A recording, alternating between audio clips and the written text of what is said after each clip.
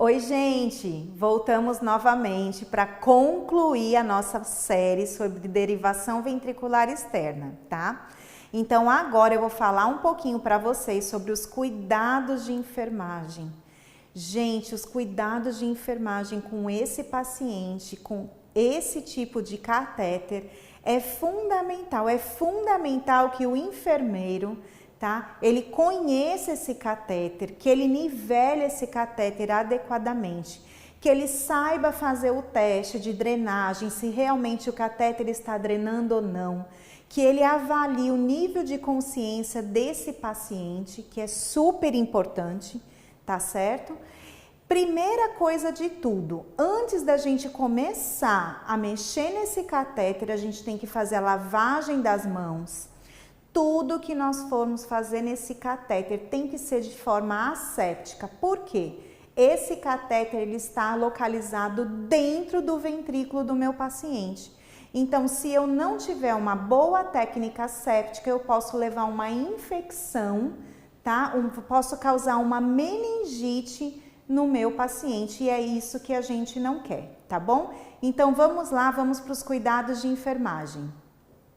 Então, vamos lá, né? Falando dos cuidados de enfermagem, a gente vai. Primeira coisa, como eu comentei com vocês, seria a manipulação do catéter, tá?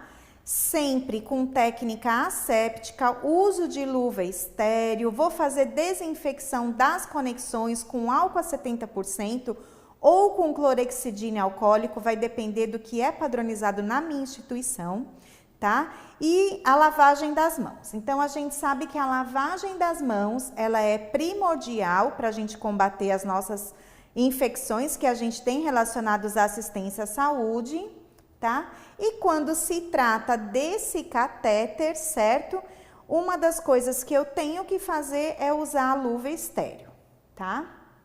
Em relação à pressão de drenagem, então, quando eu recebo o meu paciente do centro cirúrgico, a minha bureta, ela já vem colocada na altura que é para ser fixada ao lado do meu paciente. Quem determina isso? Geralmente o médico, o cirurgião, na hora que ele faz a colocação do catéter, tá? E ele estipula a altura da bureta naquela régua de pressão. Então, como eu tô falando para vocês, olha só, essa bureta, ela tem que estar fixada na régua de pressão em torno de 15 e 20 milímetros de Hg, tá? Só que o importante é toda vez que esse paciente chegar para a gente na UTI, a gente realmente perguntar para o médico e confirmar isso na prescrição médica. Por quê?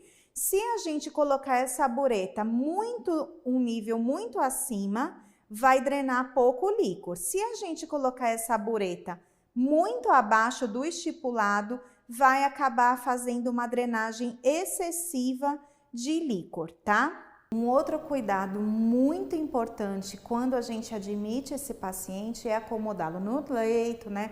A gente vai fazer toda a monitorização cardíaca, né? Aparelho de pressão, tudo o que se deve. E também colocar a cabeceira desse paciente a 30 graus. Geralmente o paciente neurológico, se ele não tem nenhuma contraindicação, a gente vai elevar o decúbito a 30 graus. Depois que eu acomodei o meu paciente, elevei o decúbito dele a 30 graus, aí eu vou partir para fazer o nivelamento do dreno. Como é que a gente faz esse nivelamento do dreno? Então, eu vou pegar uma régua de nível, que eu vou mostrar já para vocês, tá? Eu pego essa régua de nível, coloco aqui, ó, no pavilhão auricular do meu paciente e coloco lá no zero, tá? Da minha coluna de pressão.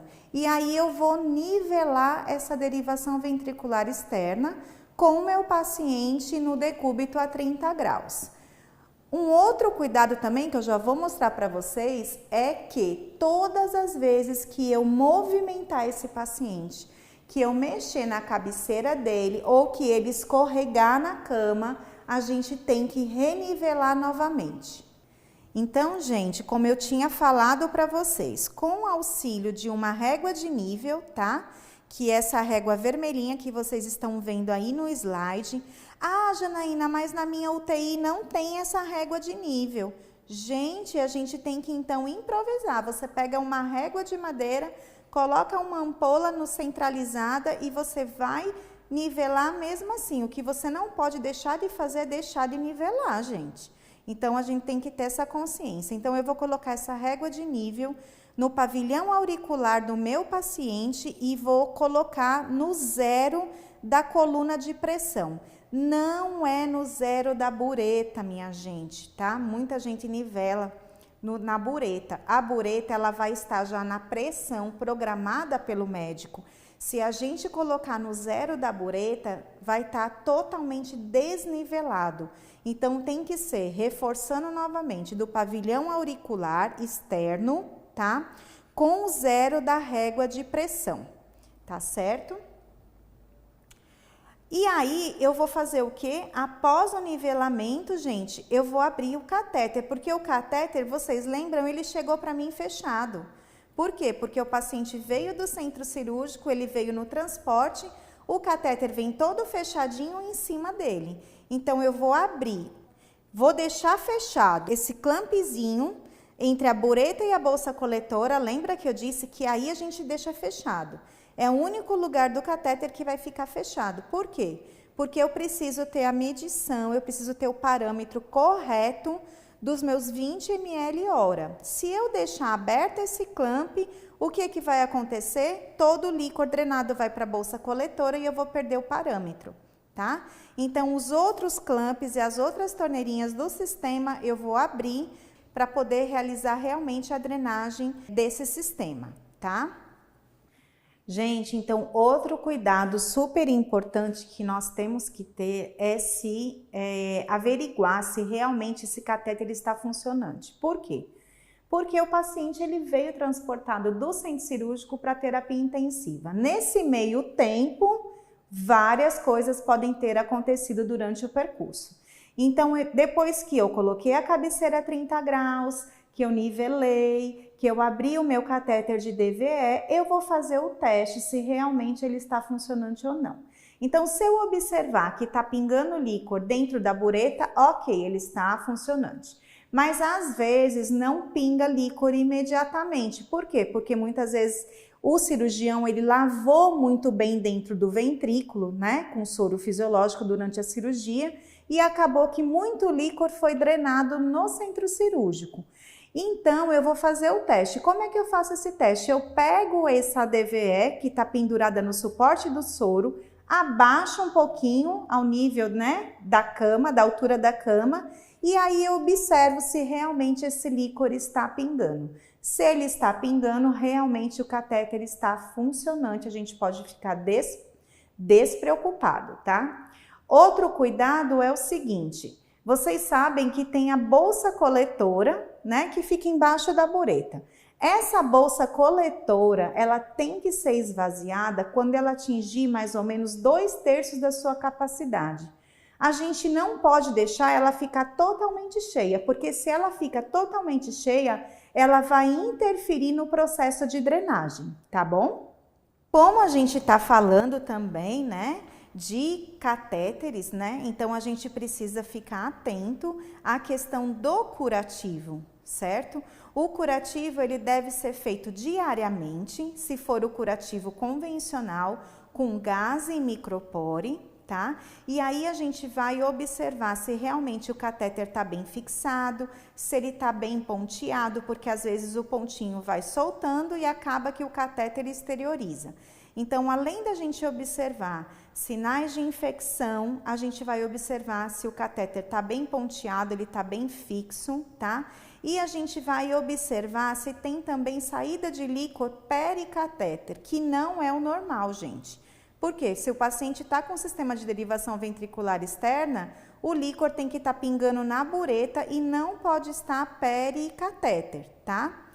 E se for o curativo transparente, né, que é esse daqui que está na foto ao lado, a gente pode deixar ele fixado de 5 a 7 dias, vai depender da orientação do fabricante, só que se por um acaso esse curativo ficar úmido antes dos dias de troca, a gente já tem que realizar a troca, porque ele pode virar meios de infecção, tá? Pronto. Outro cuidado que a gente tem que ter com esse tipo de paciente, gente, a gente está falando de paciente neurológico. Se a gente está falando de paciente neurológico, a gente tem que fazer o quê? Avaliação neurológica, tá? Geralmente a gente usa a escala de coma de Glasgow junto com a atividade pupilar, mas também pode ser usada a escala FOR, tá? Que ela vai ser baseada em alguns pontos da escala de coma de Glasgow, só que ela vai ter uma complementação da parte respiratória, tá bom? Muito importante isso, porque qualquer alteração de nível de consciência desse paciente, ele pode nos dar sinais de que provavelmente o sistema está obstruído. E aí, se isso acontecer, a gente tem que comunicar imediatamente à equipe médica, porque esse catéter muitas vezes ele vai ter que ser trocado. Então, só para a gente falar um pouquinho da escala FOR, né? A escala de coma de Glasgow ela já é muito mais difundida, né? Já faz muitos anos que ela é utilizada, né? A escala de FOR é uma escala um pouco mais nova, então ela é baseada na resposta ocular, tá? Praticamente do mesmo jeito que a escala de coma de Glasgow. Ela é baseada na resposta motora também. Ela é baseada na questão dos reflexos do tronco encefálico, relacionando o aspecto das pupilas. E ela é baseada, tá, no aparelho respiratório também, tá? Se o paciente ele apresenta algum ritmo irregular, alguma respiração mais específica, como por exemplo a de Cheyne-Stokes, tá? Então é baseado também na respiração. É uma escala boa para a gente usar na terapia intensiva.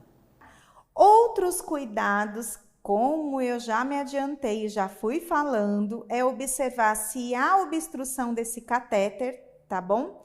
Principalmente quando a gente tem uma secreção mais hemorrágica, um débito mais hemorrágico, que geralmente é normal, tá? No pós-operatório imediato, e depois a tendência é esse líquor ir clareando conforme vai se passando os dias, tá? Mas é muito importante a gente observar se ele está funcionante, por quê? Porque o catéter ele é fino e a gente pode ter algum coágulo nesse trânsito, né, entre o catéter e a extensão, o catéter que está na cabeça do paciente e a extensão do dreno, e pode ter uma obstrução, tá? Outra coisa que eu já falei, mas só para reforçar e vocês irem aí vendo essa questão do aspecto desse líquor, né? Então, o que a gente vê? Que é um líquor hemático, tá? Então, a gente tem que observar as características, observar o volume que está sendo drenado, tá? Então, uma dica é deixar a buretinha fechada. Quando eu terminar o meu plantão de 6 horas, eu abro a bureta, desprezo para o saco coletor, e aí eu tenho um controle exatamente de quando drenou no meu horário, no meu plantão, tá? Outra coisa importante que vale a pena a gente repetir, que a gente falou no início, é que essa bureta aí em cima, ela tem que estar nivelada nessa régua de pressão em torno de 15 a 20 ml de Hg, tá? De acordo com cada instituição, com cada UTI, vai ser aplicado o protocolo de medição de drenagem, mas geralmente isso é feito após o término do plantão de 6 horas, tá? E cuidar para que esse catéter sempre permaneça aberto, gente, porque se a gente tiver uma torneirinha dessa fechada ou clampeada, o que vai acontecer? Vai deixar de drenar o líquor e vai gerar um aumento da pressão intracraniana, tá? Gente, em relação a zerar o sistema, algumas instituições, elas têm como protocolo de zerar o sistema obrigatoriamente a cada 6 horas, tá? Lembra que eu falei no início dos cuidados de enfermagem que a gente tem que zerar e fazer o nivelamento? Então, algumas instituições, eles colocam esse protocolo para cada 6 horas renivelar novamente, tá? Mas isso daí vai de acordo com cada protocolo de cada instituição.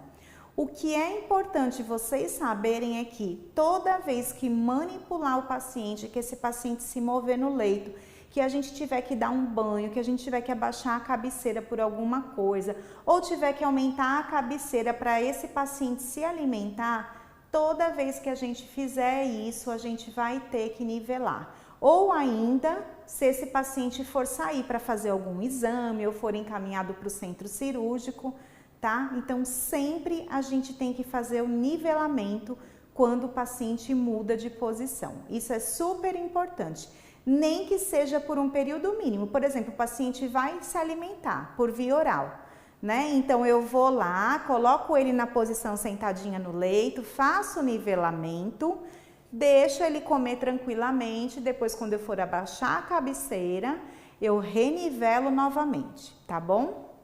Outra coisa, gente, eu não disse para vocês que esse catéter, ele também serve se a gente precisar fazer amostras licóricas, né, colher o líquor dele. Então, o ideal é que a gente colha o líquor somente na suspeita de infecção. Quando você tem uma alteração da coloração do líquor, quando ele começa a ficar mais amarelado, ou então quando ele tem aquele aspecto purulento, tá? O ideal é a gente coletar da amostra, tá? É coletar a amostra naquela tampinha de borracha lateral que eu mostrei para vocês no outro vídeo, tá certo? Sempre com luva estéreo, fazendo uma técnica asséptica, tá? A gente vai fazer a asepsia da tampinha e aí sim a gente vai coletar esse líquor e vai mandar para o laboratório. Outra coisa que eu já falei também, que a gente comprovar que o catéter está drenando, né? A permeabilidade do catéter. Avaliar, gente, alterações no nível de consciência, se esse paciente apresenta crise convulsiva, se ele está com rigidez de nuca, se ele está com febre, porque tudo isso são sinais de alarme que algum problema tem o sistema, tá? E observar a integridade e a esterilidade do dreno e suas conexões, porque se uma conexão soltou, ou se você tem algum furo no sistema, esse sistema vai ter que ser trocado. Por quê? Porque isso pode ocasionar infecção para o nosso paciente, tá? Então, gente, como eu falei anteriormente, né? Toda vez que esse paciente ele for ser transportado, a gente tem que fechar o sistema, tá? Uma outra coisa, uma hora ou outra vai ter que retirar esse dreno, não vai? O paciente não vai viver a vida inteira com o dreno na cabeça. Então, quando estiver melhorando a drenagem do líquor, esse líquor for clareando, de hemático ele vai ficando transparente, né? Quando começa a drenar menos, então geralmente dá para fazer a retirada do catéter. Porém, essa retirada ela não é abrupta. Né? O médico não chega lá, quem faz a retirada é o médico, tá? O cirurgião. Ele não chega lá e simplesmente retira o catéter da cabeça do paciente. Primeiramente, ele vai fazer um teste para ver como que é a adaptação desse paciente quando o sistema está fechado, tá? Então, o que que acontece? Ele fecha o sistema, ele nos comunica, ele põe na prescrição que é para manter o sistema fechado, tá? E a gente vai identificar com um esparadrapo, com uma fita no sistema, dizendo que o sistema está fechado. E quando o sistema está fechado, a gente redobra a nossa atenção com o paciente. Então, se esse paciente apresentar alteração de pupila, alteração na escala de coma de Glasgow, é aquele paciente que está com Glasgow 15, de repente o Glasgow dele cai para 13, cai para 11, então significa que provavelmente ele não vai tolerar ficar sem a derivação ventricular externa, tá? Então, toda vez, antes de retirar o dreno, o médico vai fechar o sistema, vai pedir para a gente fechar, vai colocar na prescrição e nós vamos identificar que o sistema está fechado para toda a nossa equipe de enfermagem, para não correr o risco de alguém ir lá e abrir esse sistema. Caso seja indicado a administração de medicamentos, ela deve ser realizada então na tampinha de borracha mais próxima do catéter, tá? Após a limpeza dessa tampa com solução alcoólica, padronizada na sua instituição, e a gente vai ter que diluir esse medicamento em torno de 2 a 5 ml para não gerar uma hipertensão intracraniana. Antes da gente fazer a administração do medicamento, a gente aspira o líquor, tá? Para fazer um esvaziamento prévio para o paciente conseguir tolerar o ml que a gente está colocando para dentro. E em seguida, a gente vai fazer o quê, meu povo? Nós vamos fechar esse dreno. Por quê? para poder esse medicamento circular, tá? E ter uma melhor absorção. Feito isso, eu também vou deixar esse catéter fechado em torno de 1 hora e também vou fazer avaliação neurológica, porque o meu paciente ele pode não suportar o fechamento da DVE. Se ele não suportar, aí sim eu vou ter que abrir a DVE novamente, tá?